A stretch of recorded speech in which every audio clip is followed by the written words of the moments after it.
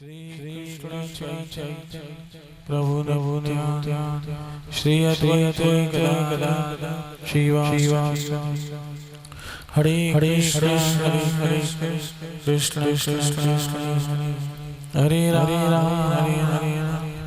राम।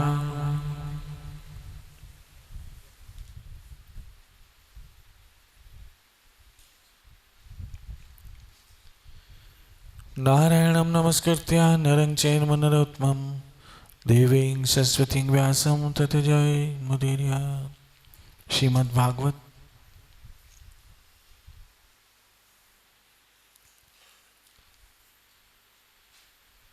कल जहाँ पर हमने दुरुचरित्र की कथा को विराम दिया था, आज वहीं से आरंभ करते हैं।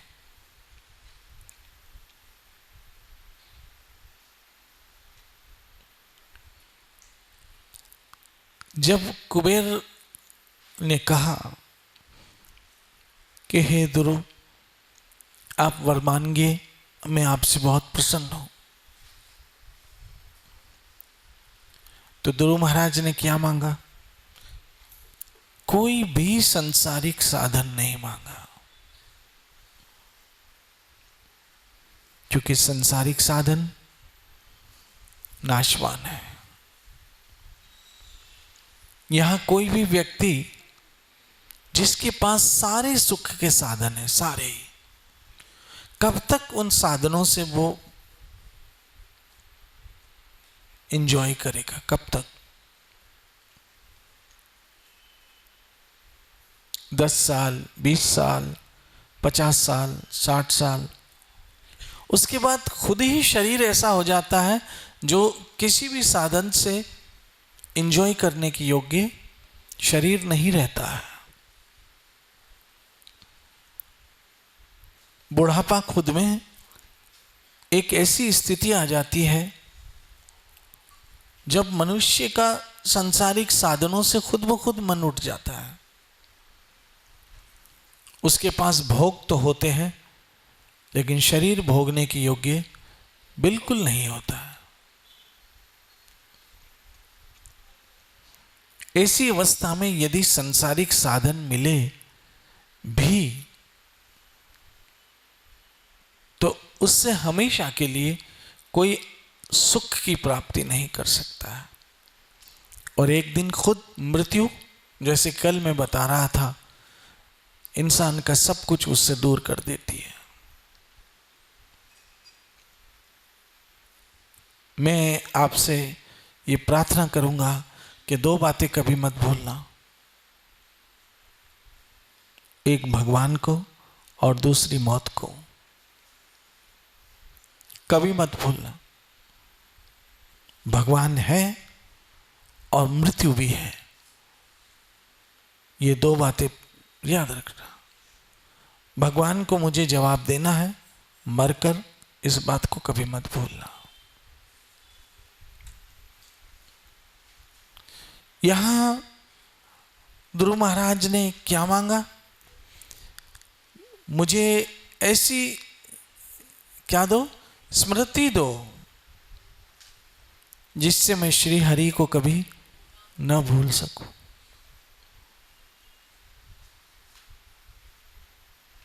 क्योंकि ये जो श्री हरि को याद करने की शक्ति है, स्मृति है, यही तो आपके घर जाने का वीजा और पासपोर्ट है। यही आपके घर जाने की टिकट है। जब आप सदैव कृष्ण कृष्ण कृष्ण कृष्ण कृष्ण आपकी स्मृति में बना रहेगा, तभी तो आप अपने घर लौट पाओगे। इसलिए ध्रुव महाराज क्योंकि बहुत ही समझदार है, साक्षात भगवान के दर्शन वो कर चुके हैं, उसके बाद भी भयभीत है कि कहीं मैं भूल ना जाऊं। माया इतनी आकर्षित है।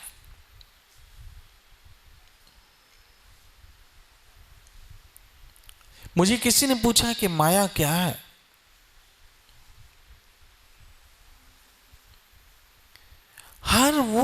घटना, हर वो व्यक्ति, हर वो वस्तु जो आपको कृष्ण को भुला दे, वो सब की सब माया है।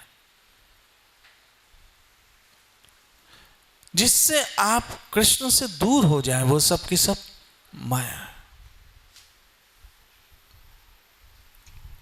जो कृष्ण का विस्मरण करा दे, वो सब की सब माया है। जो गुरु महाराज के आदेश को भुला दे, वो सब की सब माया है।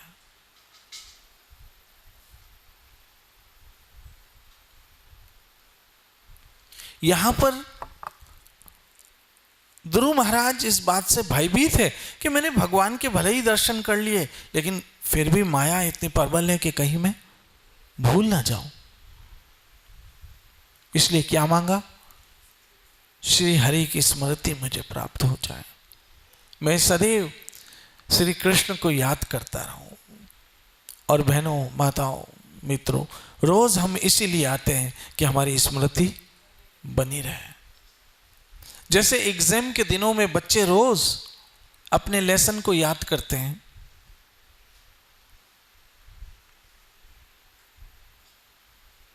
रिवीजन करते हैं, इसी तरह से हम भी रोज रिवीजन करते हैं, रोज उस बात को याद करते हैं ताकि हम हरि को कहीं भूल ना जाए। हमारा कोई दिन ऐसा खाली ना जाए जिसमें हरि विस्मरण में हरि की स्मृति ना हो, स्मरण ना हो। कोई दिन ऐसा खाली नहीं जाना चाहिए। प्रत्येक दिन श्री कृष्ण के साथ जुड़ा रहे। इसलिए हम सुबह सुबह में जल्दी उठते हैं ताकि सुबह में मंगल दर्शन हो और यूं हमारा सारा दिन कृष्णमय हो। सारा दिन चाहे हम काम करें, नौकरी करें, बच्चों के साथ रहे, घर बार में रहे, घर से बाहर रहे, अपनी हरि स्मृति बनाते रहे ताकि हम अंत में घर पे लौट जाए अपने, और फिर कभी इस दुखमयी संसार में ना आना पड़े। आप देखोगे ध्रुव महाराज के पास कौन सा सुख नहीं था, कौन सी सुविधा नहीं थी। स्त्रियां, बच्चे, परिवार,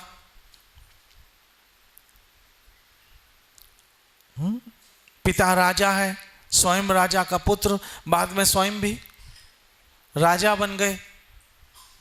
प्रजा का बहुत स्नेह, राज सिंहासन, राजमहल, पैसे टके की कोई कमी नहीं, रुपया पैसा, हीरे मोती जवाहरात, सब कुछ। उसके बाद भी क्या मांगा? हरि की स्मृति। हमारे साथ मुसीबत यह है कि हमारे पास जितना भी होता है फिर भी हम मांगते रहते हैं। भगवान नया बिजनेस खोल रहा हूं, भगवान नई दुकान खोल रहा हूं। अरे पुरानी को तो सही तरह से संभालो। दूसरे बिजनेस खोलने का विचार है, दूसरा कुछ और प्रोजेक्ट सोच रहा हूं, दूसरी ब्रांच के लिए सोच रहा हूं, और पता नहीं क्या क्या दूसरी के लिए सोचते हैं। ये अलग बात है, उनके हाथ पांव नहीं चलते, उनका बस नहीं चलता।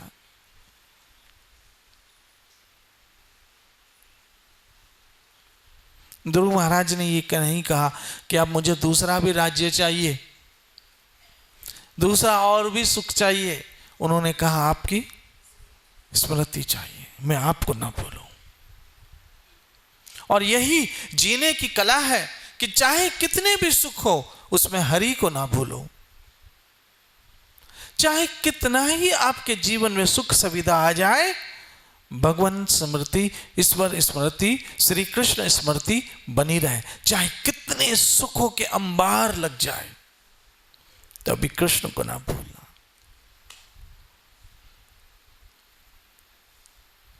चाहे आप कितने सुखी हो, कितने जवान हो, कितने सुंदर हो, कितने पढ़े लिखे हो, कितनी बड़ी पदवी पे हो, कितने बड़े बिजनेसमैन हो, लेकिन श्री कृष्ण को नहीं भूलना।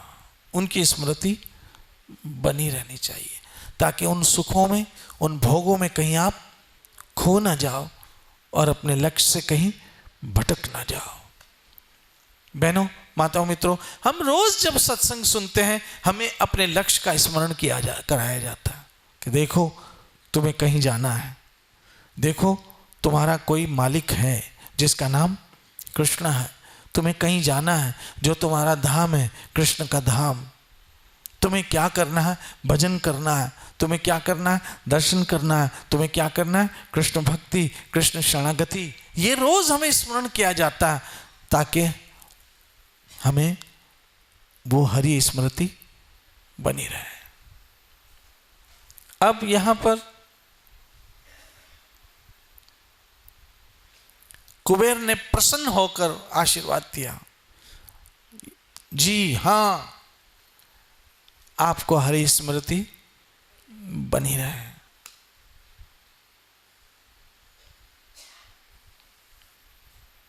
इसलिए श्रील प्रभुपाद जी ने क्या नाम रखा? कृष्ण कॉन्शियसनेस। आपकी स्मृति, आपके कॉन्शियस में कृष्ण हो।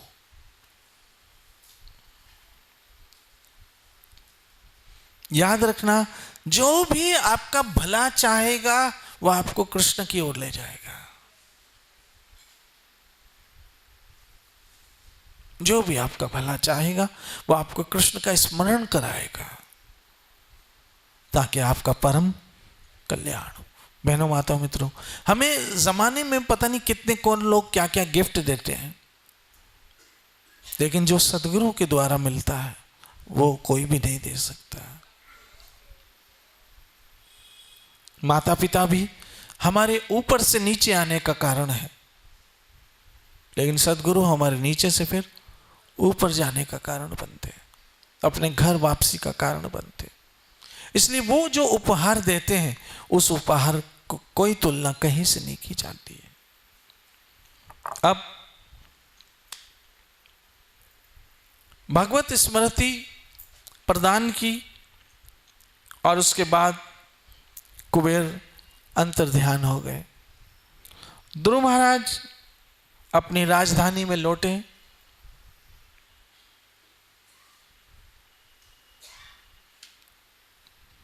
और बहुत अच्छी तरह से राज्य किया।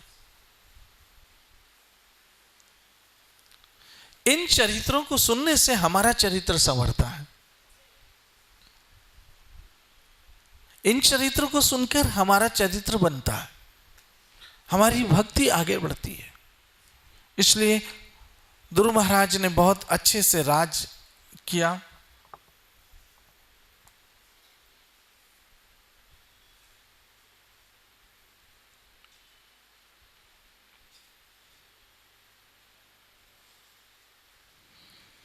और फिर अंत में जब उनके बुढ़ापे का उनका समय आया तब वो बद्री आश्रम चले गए, बद्रीनाथ गए, बद्रीनाथ चले गए। बद्रीनाथ जाकर उन्होंने बड़ी तपस्या की। आप देखोगे बहनों, माताओं, इतने बड़े राजा होने के बाद भी एक समय उन्होंने राजपाट खूटी छोड़ दिया। और हमारी ये हालत है कि दुकान से धक्का मारते बच्चे तब भी दुकान छोड़ने को तैयार नहीं है। मैं ऐसे कई बूढ़े लोगों को जानता हूं जिनके बच्चे धक्के मार के भगाते फिर भी रोज दुकान जाते, ईश्वर की ओर आने का नाम नहीं लेते।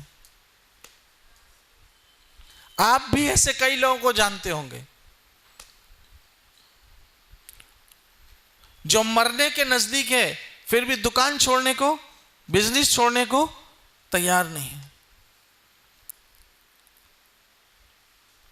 उनके बच्चे कहते जाओ अब दुकान पे मत बैठो, फिर भी कहते नहीं, जबकि उनकी उम्र 60 साल 70 साल के नजदीक होती है, जब मृत्यु कभी भी आ सकती है, फिर भी कहते नहीं, मेरी फैक्ट्री, मेरे कारखाने, मेरी दुकानें, मेरा बिजनेस, मेरा ये, मेरा वो। अब सोचिए क्या होगा। यहां ध्रुव महाराज को इतने सुख है फिर भी छोड़ के बद्रीनाथ चले गए कि अब आ गया है समय अपने घर लौटने का, ताकि तैयारी में और करूं।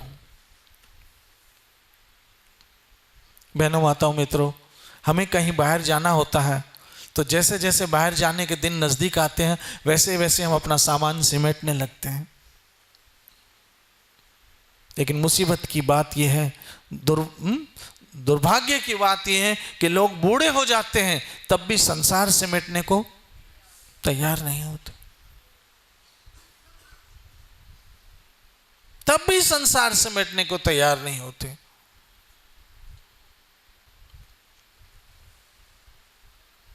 तो कहने का अर्थ है, ऐसे कई केस आप लोगों ने भी देखे होंगे, जब लोगों के सफेद बाल हो जाते हैं फिर भी भोग छोड़ने को तैयार नहीं।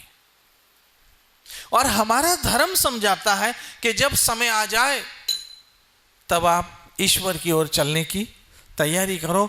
जैसे सामान लोग समेट लेते हैं, इंसान को अपना संसार भी समेट लेना चाहिए। यहां आपने कई वृद्ध अवस्था की स्त्रियों को देखा होगा जो राशन की चाबी 70 बरस में भी नेफे में बांध के घूमती है। बहुओं के हवाले फिर भी नहीं करती है, वो गिन के देती है, 2 टमाटर, 4 भिंडी, 6 आलू और 1 कप घी, और शाम को पूछती है इसका हिसाब दो 4 आलू का, कितने टुकड़े कौन खाया। ऐसे मैं जानता हूं, सही कह रहा हूं। बहू को एक दिन देगी वो सर्फ, फिर कहेगी इसी गंदे पानी से कल भी कपड़े धो, सर्फ बचाना है। मैं ऐसे लोगों को पर्सनली जानता हूं, इसलिए कह रहा हूं। फिर वही सर्फ के पानी से दूसरे दिन कपड़े धोए, तीसरे दिन बोलेंगे दीवारें धो। पानी सर्फ बचाओ, जबकि खुद कबर में पांव लटका के बैठी है, फिर भी ये राशन किचन का मोह छूटता नहीं है। जरा सा घी तेल कभी ज्यादा गिर गया, तेरे बाप के कारखाने चलते हैं, लड़ना झगड़ना चालू करती। मैं सोचता हूं ऐसे लोग मरना कितना मुश्किल हो जाएगा। सोचो तो सही जरा, जब आपका समय हो जाए, बाल सफेद होने लगे, छोड़ो ये सारे झंझट और भजो हरि हरे कृष्ण कृष्ण कृष्ण हरे हरे, हरे राम राम राम हरे। ध्रुव महाराज समझदार हैं, ज्ञानी हैं, सज्जन हैं, इसलिए छोड़े सारे झंझट और चले गए कहां? बद्रीनाथ। आप बद्रीनाथ नहीं जाते हो तो कम से कम घर में ही कुछ तो करो। मैं ऐसे लोगों को कह रहा हूं जो संसार में फंसे हुए हैं, कम से कम घर में ही बैठ के भजन करो, हरे कृष्ण कृष्ण कृष्ण हरे हरे।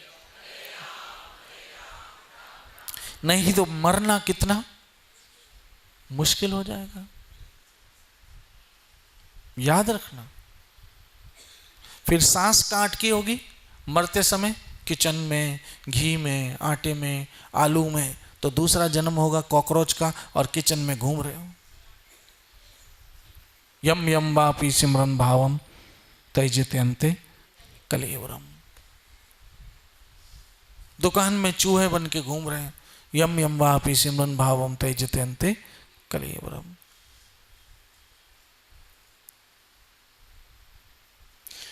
अब ध्रुव महाराज कहां चले गए? बद्रीनाथ गए और बद्रीनाथ में बैठकर हरि स्मरण करने लगे, हरे कृष्ण कृष्ण कृष्ण।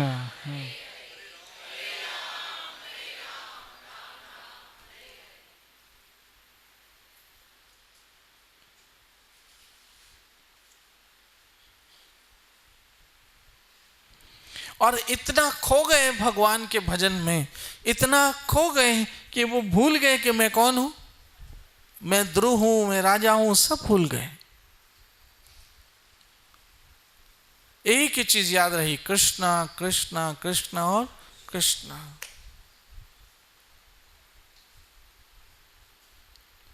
जब तक हम अपने आप को नहीं खो देंगे, हम भगवान को नहीं पा सकेंगे।